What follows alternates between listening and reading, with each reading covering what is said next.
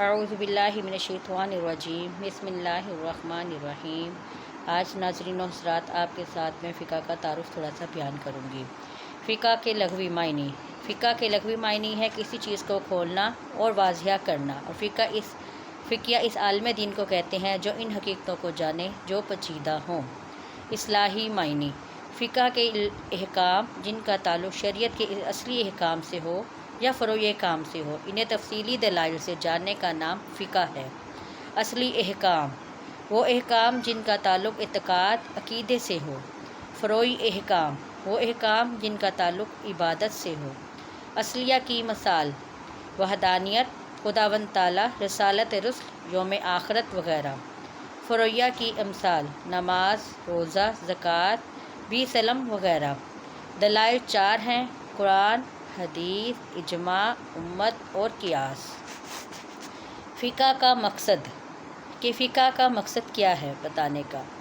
سعادت دار دین کی کامیابی ہے۔ دنیا میں خود بھی جہالت کے اندھیرے اور طریقوں سے نکل کر علم کی روشنی حاصل کرنا اور مخلوق خدا کو اس کی تعلیم دے کر مراتب عالیہ پانا ہے، جس کا مقصد احکام شرعیہ کے موافق عمل کرنے کی قوت حاصل کرنا ہے۔ علم فقہ کا موضوع مکلف آدمی کا فعل و عمل ہے، اور اسی احوال سے اس علم میں بحث کی جاتی ہے۔ مثلاً کسی کام کا صحیح ہونا، کسی کا نہیں صحیح ہونا، فرض ہونا، نافرض ہونا، مستحب ہونا، حلال ہونا، حرام ہونا۔ مکلف سے مراد عاقل و بالغ شخص ہے۔ علم فقہ سے متعلق شرائع کا حکم۔ علم فقہ سے متعلق شرائع کا حکم۔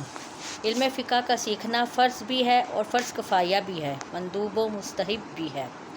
فرض العین اس وقت ہونا کہ جو دین کے لازمی مسائل ہیں، جیسے کہ نماز، روزہ وغیرہ۔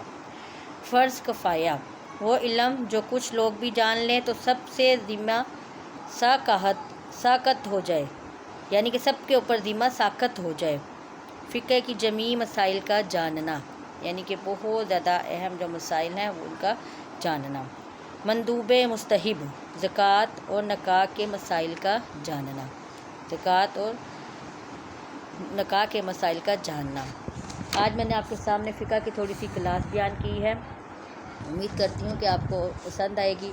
کوئی بھی بات آپ نے پوچھنی ہو تو آپ مجھے سبسکرائب کریں، شیئر کریں، لائک کریں۔ جتنا زیادہ آپ مجھے سبسکرائب کریں گے، شیئر کریں گے، لائک کریں گے، کمنٹس کریں گے، اتنا ہی زیادہ میں آپ تک اپنی معلومات پہنچا سکتی ہوں۔ نیکسٹ ٹائم انشاء اللہ ہم صورت کے ساتھ ساتھ فقہ کا بھی تھوڑا سا انٹروڈکشن اور مزید معلومات ساتھ ساتھ ہم لیتے رہیں گے۔ وآخر دعوانا الحمد للہ رب العالمین۔ دعا میں یاد رکھیے گا۔